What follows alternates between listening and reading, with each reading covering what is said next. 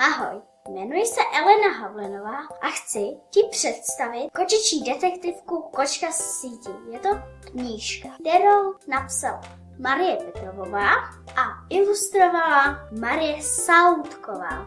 Je to o dítěti, které si hrozně vždycky přálo kočku. Její chovatelka jí prodá jedno kotě, které se jmenuje Brusinka. Knížka je o tom, že bude mít dva kamarády, Lindu a Toníčka, pejska Toníčka a tedy.